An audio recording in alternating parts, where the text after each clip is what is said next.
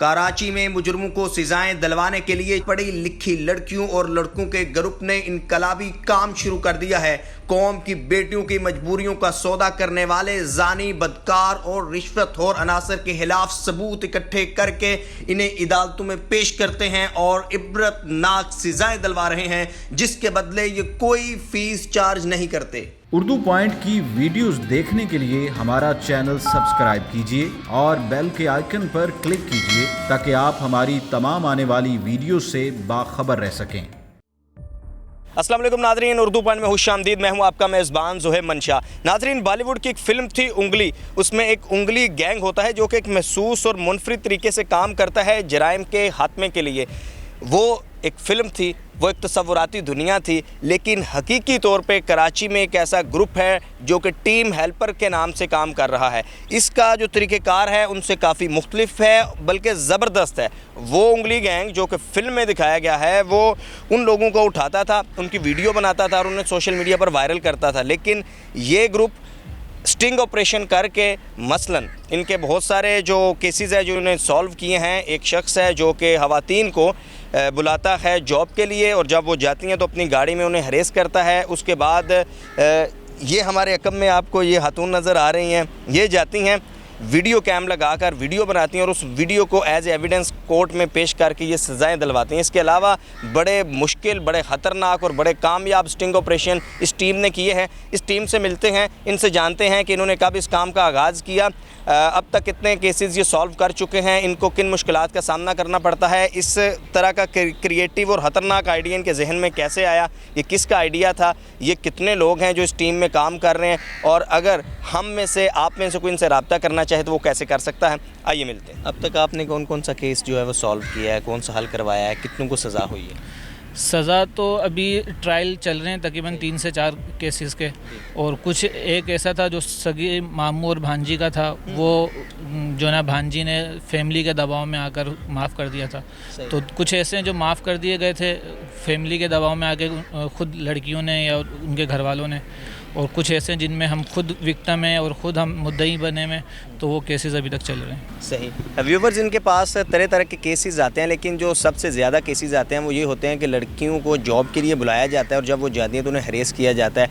ये काम बड़ा मुश्किल होता है। दोबारा से ये अपनी एक लड़की भेजती हैं, अपनी ग्रुप मेंबर। ये वो 2 लड़कियां, इनमें से एक होती है और इनके चेहरे जो हैं छुपे हुए हैं, जैसे वो उंगली गैंग के छुपे हुए होते हैं। ये बड़ा मुश्किल काम कैसे करती हैं, किस तरह प्लान किया जाता है, कैसे ये सारा जो प्रॉपर ऑपरेशन करती हैं, इन्हीं से जानते हैं। अस्सलाम वालेकुम। वालेकुम सलाम। पहले तो हम चेक करते हैं कि देखिए जो बंदा उनको तंग करता है उसका नंबर लेते हैं हम उससे कि भाई आपके पास नंबर है या आपके पास कोई प्रूफ है उसके खिलाफ, जो आप जिसके खिलाफ आप हमसे कंप्लेन कर रही हैं। वो कहती नहीं हमारे पास प्रूफ तो नहीं है, हाँ लेकिन हम उनसे नंबर लेते हैं, फिर हम उनको कॉल करते हैं, एज अ रॉन्ग नंबर बन के कॉल करते हैं। ये चेक करने के लिए जो आदि मुजरिम होता है फिर वो आपको कॉल बैक दोबारा करता है। वो कॉल करके अब्यूज़ करने की कोशिश करता है, दोबारा बार बार कॉल करता है, कभी किसी बहाने से कभी किसी बहाने से। एक हफ़्ता हम यूँ ही चेक करते हैं कि यार वो दोबारा कॉल कर रहा है कि नहीं कर रहा। अगर उसकी बार बार कॉल आती है, इवन कि रात की 3-3 बजे तक भी उनकी कॉल्स आती हैं, तब जाके फिर हम टीम मिलके एक प्लान करते हैं एक जगह पे बैठ के कि अब इसको हम किस तरह से किया जाए और कैसे आगे इस केस को लेकर चलें। फिर उस तरह से हम थोड़ी सी प्लानिंग करते हैं। प्लानिंग करने के बाद पहले हम इनसे बात करवाते हैं, कॉल पे ये बात करती हैं। उसके बाद फिर मैं अपनी प्लानिंग के तहत जाती हूँ उनके पास वीडियो बनाने के लिए, एक सबूत इकट्ठा करने के लिए कि वाकई इस तरह के लोग हैं। बस उसके बाद फिर हम जो उनके सबूत इकट्ठे करके आते हैं, फिर हम पुलिस को लाइन अप करते हैं पूरी टीम मिलके। फिर लेकिन ये तो बड़ा हिम्मत वाला काम है। जैसे वो एक मैं वीडियो देख रहा था, उसने तो भाई सारे ही कपड़े उतार दिए और ऐसी सूरत हाल में वो अटैक भी कर सकता है। तो अपनी सिक्योरिटी, अपने आप को सेव करने के लिए आपने क्या एहतियाती तदबीर अपनाई है? ये तो है, हमें थोड़ी बहुत हमारी टीम की सपोर्ट होती है। हमारे जो टीम के बॉयज़ हैं वो हमारे पीछे होते हैं कि हम सिर्फ एक ओके का मैसेज कर दें तो वो ये आन तान कुछ भी नहीं देखते, वो घुस जाते हैं। उसके अलावा हमारे पास भी कुछ ऐसी टेक्निक होती है कि हम कहीं ना कहीं उनको ऐसी जगह हिट करें कि जब तक वो संभलें तब तक हम निकल जाएं। इस काम को करने का हमारा मकसद सिर्फ यही है कि हमारी जो आजकल की जनरेशन है, जो लड़कियाँ हैं, वो अपने घरों से यूँ निकल जाती हैं, हर किसी पे भरोसा कर लेती हैं। मैं उनसे यही कहूँगी कि यार आप हर किसी पे एतबार मत करो, आप अपनी सेफ्टी देखो। आजकल का माहौल नहीं है कि आप हर किसी पे एतबार करके घर से बाहर निकल जाओ। जब आपके साथ कुछ हो जाता है फिर आप रोना धोना करती हो कि यार हमारे साथ ये हो गया। इससे पहले कि आपके साथ कुछ हो, आप उनको जवाब दो। सही। तो आपसे रब्ता करने का क्या तरीक़ेकार है? मुझसे तो रब्ता नहीं करते, मेरी जो ग्रुप से रब्ता करते हैं सोशल मीडिया के थ्रू। अभी हमने पेज बनाया है फेसबुक का, उससे रब्ता होता है, या तो हमारे कुछ फ्रेंड्स वगैरह होते हैं उनके करीबी रिश्तेदारों के साथ, या इस तरह से किसी के साथ होता है। अब तक तो जितने हमने किए हैं, हमारे 1 से 2 सोशल मीडिया से केस आए हैं, बाकी सारे हमारे आसपास के फ्रेंड्स वगैरह के रिलेटिव के हुए हैं। सही। तो कराची में कहीं पर भी कोई केस होता है तो टीम हेल्पर से जो है वो हेल्प ली जा सकती है कहीं पे भी कराची के अंदर। अगर इंशाल्लाह हमारी कोशिश तो ये हुई कि हम इतना करें आगे जाके, अगर कराची से बाहर आउट ऑफ सिटी भी होता है ना, तो हम ऑलवेज रेडी हैं आप लोग के लिए, करने के लिए तैयार हैं, आपकी हेल्प करने के लिए। अस्सलाम वालेकुम। वालेकुम अस्सलाम। आप बताइएगा कि आप आगाज़ में जो हैं वो कहानी डालती हैं काल के ऊपर, अगले को शिकंजे में लेती हैं, तो इसकी क्या आपकी पहले कोई प्रैक्टिस है, क्या करती हैं, कैसे अगले को जो है वो आप अपने घेरे में लेती हैं?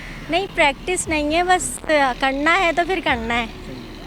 और जो जहाँ से मल्टीपल लोग इफ़ेक्टिव हो रहे होते हैं ना, फिर हम उस पर काम करते हैं। और ज़्यादातर केसेस लड़कियों के हैरेसमेंट के ही आ रहे होते हैं। अच्छा बताइएगा कि आपका क्या काम होता है इस सारे स्टिंग ऑपरेशन?